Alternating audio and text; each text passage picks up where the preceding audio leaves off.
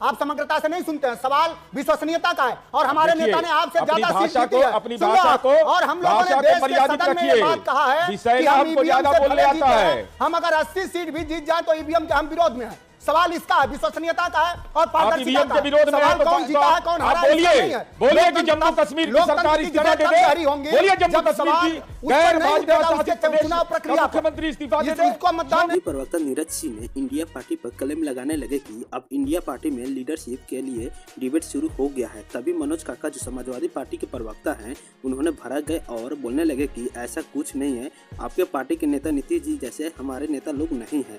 तभी दोनों प्रवक्ता के बीच एक लंबी तीखी बहस छिड़ जाती है। वीडियो अंत तक देखना क्योंकि अंत में बहुत मजा आने वाला है। चलिए शुरू करते हैं।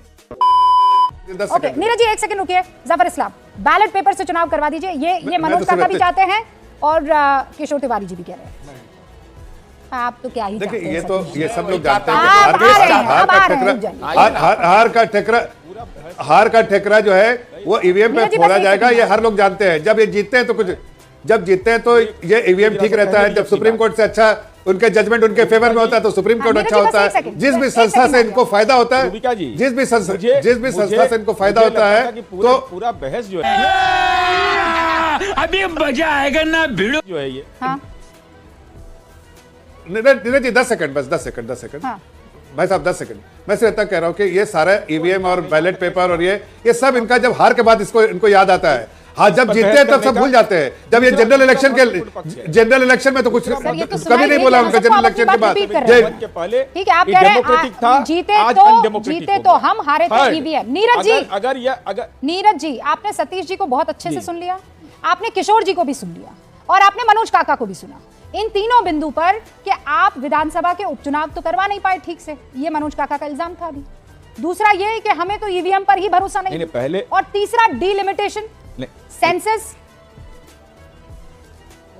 मुझे रूबिका जी अब लग रहा है चूंकि जब अब ये कौन है बे? ईवीएम का सवाल ये उठा रहे हैं तो उमर अब्दुल्ला इनको बर्दाश्त नहीं हो रहे हैं। जम्मू कश्मीर की जनता ने वोट दिया, वहां चीफ मिनिस्टर उमर अब्दुल्ला हो गए, ईवीएम के माध्यम से हुए तो बड़ा अच्छा। वहां तो नहीं कहा कि बैलेट से चुनाव होना चाहिए। ये बड़ी अच्छी बात कही आप। इसका मतलब उमर और इंडिया गठबंधन में आप देख रहे होंगे डिबेट शुरू हो गया है लीडरशिप को लेकर के। तो मुझे लगता है कि उमर अब्दुल्ला की जीत इन लोग को पच नहीं रहा है। दूसरा सवाल जीत हार का नहीं है, तो आप समग्रता से नहीं सुनते हैं। नीतीश जी की तरह आप भी टिल्ट होने वाले प्रवक्ता हैं। चड्ढा समझाओ इसे। आप समग्रता से नहीं सुनते हैं। सवाल विश्वसनीयता का है और हमारे नेता ने आपसे ज्यादा सीट जीती है। अपनी भाषा को और हम लोगों ने देश के सदन में ये बात कहा है कि हम ईवीएम से भले जीते हैं, हम अगर 80 सीट भी जीत जाए तो ईवीएम के हम विरोध में हैं। सवाल इसका है, विश्वसनीयता का है और पारदर्शिता का है। सवाल कौन जीता है कौन हारा है नहीं है। बोलिए कि जम्मू कश्मीर की सरकार इस्तीफा दे दे। बोलिए जम्मू कश्मीर की गैर भाजपा शासित चुनाव प्रक्रिया मुख्यमंत्री इस्तीफा दे दे। इसको मतदान नहीं कहते हैं कि लोगों के सरों पर बंदूक रखे और मतदान देने के लिए मना किया जाएगा। उत्तर प्रदेश के कुंदरकी में क्या हुआ देखा आपने? अरे मैं आपसे पूछ रहा हूं, अरे आप मनोज जी जब आपको बोलना था तो आप यह भी बोलते ना कि अगर नरेंद्र मोदी जी के नेतृत्व में सरकार है, उनके चेहरे के पर सवाल खड़ा कर रहे हैं तो नेताजी के परिवार में क्या विशेषता है? एक ही परिवार का आदमी पार्टी का भी राष्ट्रीय अध्यक्ष होगा, सदन का नेता होगा। एक ही परिवार का 20 आदमी पार्लियामेंट जा रहा है, असेंबली जा रहा है। नेताजी के परिवार में लोगों को चुन नहीं दिया जाता है, जनता के मतदान से आते हैं। आपको समाजवादी पार्टी के संविधान के बारे में पढ़ना चाहिए। हमारे यहाँ राष्ट्रीय अध्यक्ष का चयन नहीं होता है, चुनाव होता है। हमारे यहाँ देश भर से आके डेलीगेट चुनाव करते हैं। आप यही नहीं जानते हैं कि क्या माननीय मुलायम सिंह यादव जी ने कांग्रेस के खिलाफ हमारे यहाँ गांधी परिवार पर हमला किया था। मनोज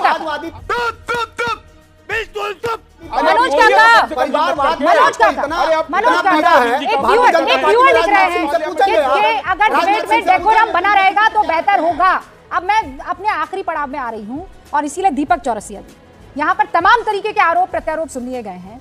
कुल मिलाकर बात यह आती है कि चूंकि ये मोदी सरकार के दरमियान आ रहा है तो मंशा को लेकर, नियत को लेकर विपक्ष की पार्टियां बार बार सवाल खड़े करेंगी और जो एक देश एक चुनाव के फेवर में आता है उनको हर तरह के नाम से पुकार दिया जाएगा।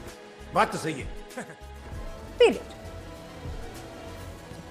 देखिए ये तो परंपरा है और विपक्षी पार्टियों का यह हक है कि वो चाहे जो आरोप संसद के अंदर या संसद के बाहर लगा सकते हैं। लेकिन रूबिका इसमें लार्जर पिक्चर देखना होगा। आपने बहुत सुंदर लाइन अभी बोली,